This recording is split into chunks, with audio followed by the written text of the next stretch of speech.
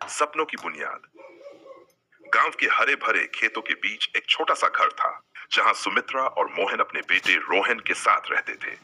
दोनों ने अपनी सारी जिंदगी एक ही ख्वाब में बिता दी थी, रोहन को एक बड़ा इंसान बनाना। सुमित्रा सुबह तड़के उठकर घर का काम निपटाती और फिर खेतों में पति का हाथ बंटाती। मोहन दिन भर मेहनत करता ताकि बेटे की पढ़ाई में कोई कमी न हो। उन्होंने कभी नए कपड़े या त्योहारों पर नए सामान के लिए पैसे खर्च नहीं किए। उनका कहना था, अगर हम आज त्याग करेंगे तो रोहन कल हमारे लिए गर्व की बात बनेगा। रोहन उनकी मेहनत को समझता था। उसने भी पढ़ाई में कभी कोताही नहीं की। जब उसे विदेश में पढ़ाई के लिए स्कॉलरशिप मिली तो पूरे गांव ने उसकी तारीफ की। मोहन ने गर्व से कहा, मेरा बेटा एक दिन हमारे देश का नाम रोशन करेगा। विदेश में पढ़ाई करते हुए रोहन का जीवन बदलने लगा। बड़े शहरों की चमक धमक, नए दोस्त और एक व्यस्त दिनचर्या के बीच उसने धीरे धीरे अपने माता पिता से बात करना कम कर दिया। सुमित्रा हर शाम आंगन में बैठकर आसमान की ओर देखती और कहती, पता नहीं रोहन खाना ठीक से खा रहा होगा या नहीं। मोहन उसे दिलासा देते, वो बड़ा हो गया है, अपनी जिम्मेदारियां समझता है, हमें परेशान होने की जरूरत नहीं है। लेकिन हकीकत ये थी कि दोनों के दिल अंदर से खाली हो चुके थे। दिवाली आने वाली थी। गांव में हर घर में चहल पहल थी। लोग अपने घरों को रोशनी से सजाने में जुटे थे। सुमित्रा भी पूरे मन से घर की सफाई में लगी हुई थी। उसने आंगन में रंगोली बनाने की योजना बनाई और मोहन से कहा, सुनिए, इस बार रोहन आएगा तो उसे अपने हाथ से बनी मिठाई खिलाऊंगी। मैंने उसके लिए गुजिया और लड्डू बनाने की सामग्री भी ले ली है। मोहन मुस्कुराया, लेकिन उसके दिल में एक डर था। क्या रोहन सच में आएगा? सुमित्रा ने बेटे के लिए नए कपड़े सिलवाए। उसने पूरे घर को सजाया, आंगन में दिए खरीद कर रखे और हर दिन भगवान से प्रार्थना की, हे भगवान, मेरे बेटे को इस बार घर भेज दो। सालों से मैंने उसका चेहरा नहीं देखा। दिवाली से ठीक 2 दिन पहले सुमित्रा ने रोहन को फोन किया। बेटा, इस बार दिवाली पर आ रहे हो ना?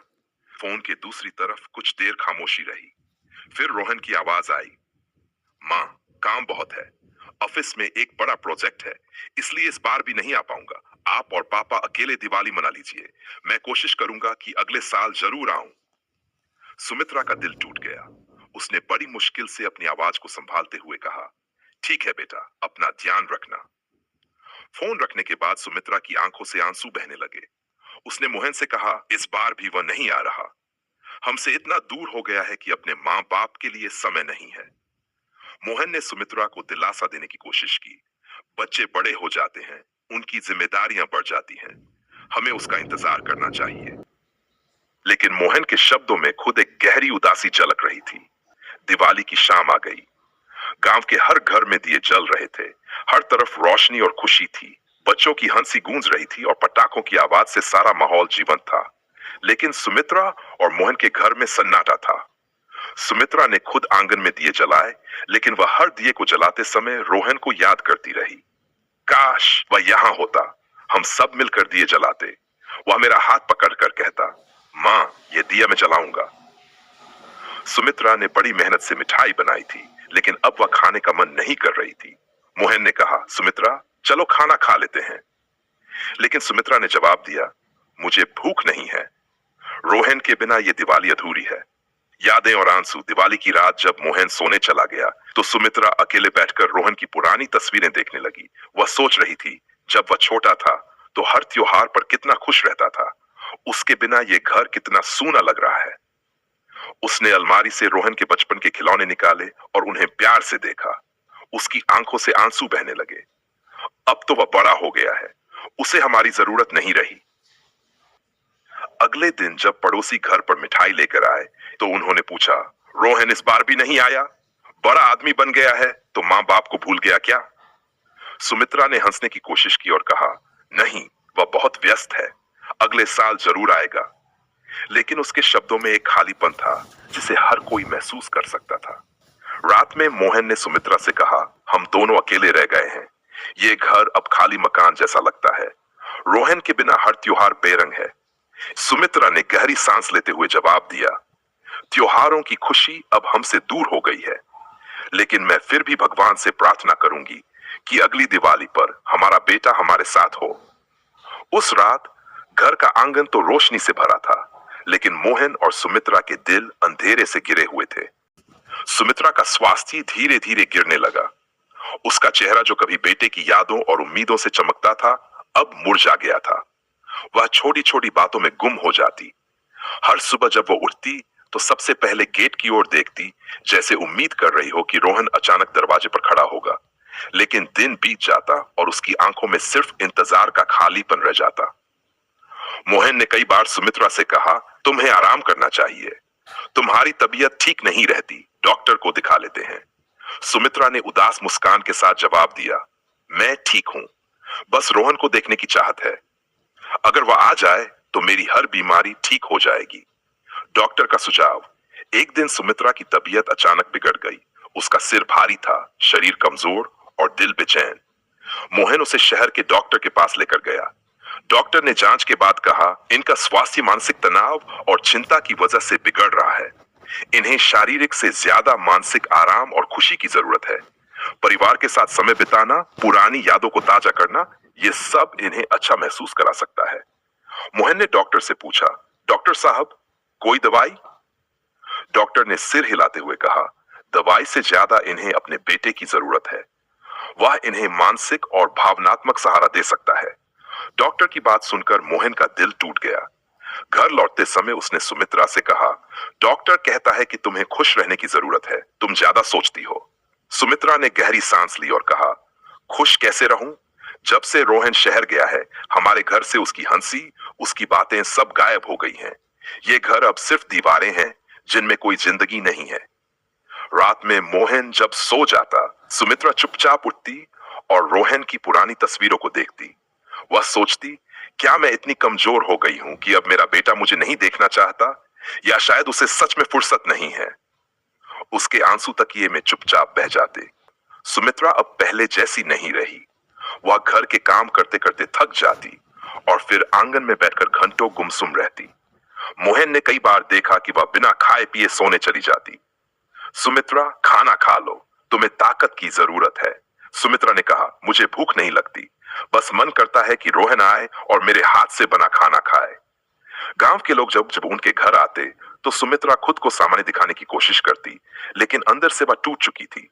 पड़ोसियों ने मोहन से कहा, काका, सुमित्रा काकी को शहर ले जाए, शायद रोहन से मिलकर उनकी तबीयत ठीक हो जाए। त्योहारों का मौसम आया, लेकिन इस बार सुमित्रा ने कोई तैयारी नहीं की। उसने साफ कह दिया, जब रोहन ही नहीं आएगा तो किसके लिए दिए जलाऊं और मिठाई बनाऊं? मोहन ने उसे समझाने की कोशिश की, त्योहार तो हमारे लिए भी है, भगवान को मत भूलो। लेकिन सुमित्रा का जवाब था, भगवान से भी अब शिकायत है। उन्होंने मुझे ऐसा बेटा दिया जो माँ बाप की कद्र करना भूल गया। उसका चेहरा और ज्यादा मुरझा गया था। उसकी आंखों में न तो चमक थी और न ही कोई उम्मीद। मोहन ने देखा कि सुमित्रा बिस्तर पर ज्यादा समय बिताने लगी है। उसने रोहन को फोन किया, बेटा, तेरी माँ की तबीयत ठीक नहीं है, अगर हो सके तो आ जा। लेकिन रोहन ने काम का बहाना बनाकर फोन जल्दी रख दिया। मोहन ने यह बात सुमित्रा को नहीं बताई। उसने झूठ कहा, रोहन ने कहा है कि वह जल्द आएगा, तू चिंता मत कर। सुमित्रा के चेहरे पर हल्की मुस्कान आई, लेकिन अंदर से वह जानती थी कि यह सिर्फ दिलासा है। सुमित्रा की तबीयत इतनी बिगड़ चुकी थी कि वह अब चलने फिरने में भी मुश्किल महसूस करती थी। मोहन हर पल उसके पास बैठकर उसे दिलासा देता, तू ठीक हो जाएगी, बस भगवान पर भरोसा रख। सुमित्रा ने आंसुओं भरी आंखों से कहा, मुझे कुछ नहीं चाहिए, बस एक बार रोहन को देख लूं तो मेरी जिंदगी पूरी हो जाएगी। मोहन का दिल रो पड़ा। उसने ठान लिया कि अब वह रोहन को हर हाल में घर बुलाएगा, चाहे इसके लिए उसे कोई भी तरीका अपनाना पड़े। सुमित्रा ने अब तक अपने बेटे रोहन का इंतजार करते करते कई त्योहार बिताए थे। हर बार उसके दिल में यही उम्मीद रहती थी कि शायद इस बार उसका बेटा घर लौटेगा, लेकिन हर बार उसकी उम्मीदें टूट जाती थीं।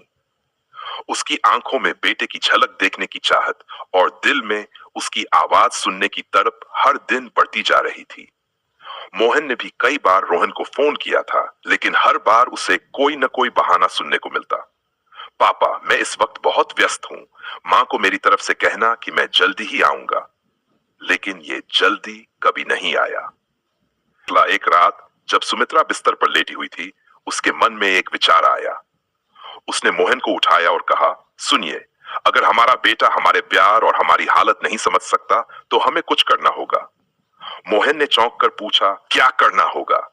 सुमित्रा ने गंभीर स्वर में कहा, मैंने सुना है कि लोग अपनी संपत्ति और जमीन किसी को दान कर देते हैं।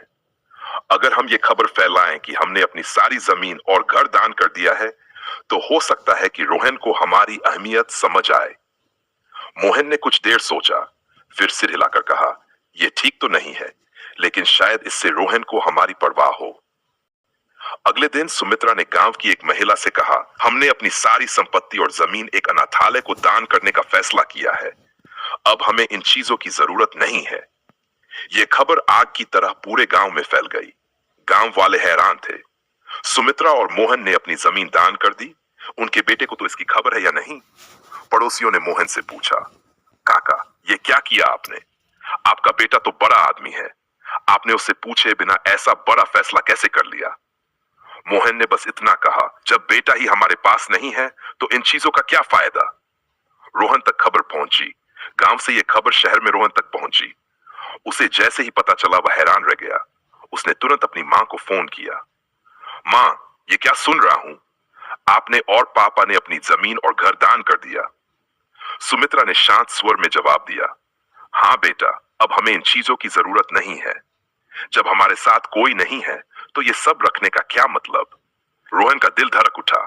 उसने कहा, मां, आप ऐसा क्यों कर रही हैं? आप लोग ऐसा मत कीजिए, मैं जल्द ही घर आ रहा हूं। बेटे की वापसी। रोहन ने अगले ही दिन फ्लाइट पकड़ी और सीधे गांव पहुंचा। जैसे ही उसने घर का दरवाजा खटखटाया, सुमित्रा ने दरवाजा खोला। उसे सामने देखकर सुमित्रा की आंखों में आंसू आ गए। बेटा, तू आ गया? रोहन ने मां के पैर पकड़ लिए और कहा, मां, मुझे माफ कर दो। मैंने आपकी तकलीफ को समझने में बहुत देर कर दी। सुमित्रा ने उसे गले लगाते हुए कहा, बेटा, मां बाप के लिए उनकी दौलत, उनकी जायदाद, सब कुछ उनके बच्चे ही होते हैं। अगर तू हमारे पास है तो हमें और कुछ नहीं चाहिए। बाद में रोहन को पता चला कि संपत्ति दान करने की खबर सिर्फ एक चाल थी। उसने मुस्कुराते हुए कहा, मां, आपने मुझे बुलाने के लिए यह सब किया? सुमित्रा ने कहा, मुझे पता था कि तू हमारी परेशानी नहीं समझ पाएगा, लेकिन जब मैंने सुना कि लोग जायदाद के लिए अपने मां बाप को भी याद करते हैं, तो मैंने सोचा कि शायद यही तरीका सही रहेगा। परिवार की खुशी। रोहन ने वादा किया कि अब वह हर त्योहार पर अपने मां बाप के साथ रहेगा। उसने अपने काम से समय निकालकर उनके साथ समय बिताने का फैसला किया। सुमित्रा और मोहन के चेहरे पर अब वही पुरानी मुस्कान लौट आई थी। उनका आंगन, जो पहले खाली और उदास लगता था, अब फिर से खुशियों और प्यार से भर गया था। मूल संदेश: मां बाप का प्यार और उनकी भावनाएं दुनिया में सबसे अनमोल होती हैं। बच्चे जब बड़े हो जाते हैं तो वे जिम्मेदारियों में उलझ जाते हैं, लेकिन उन्हें यह नहीं भूलना चाहिए कि उनके माता पिता का जीवन उनके साथ से ही पूर्ण होता है।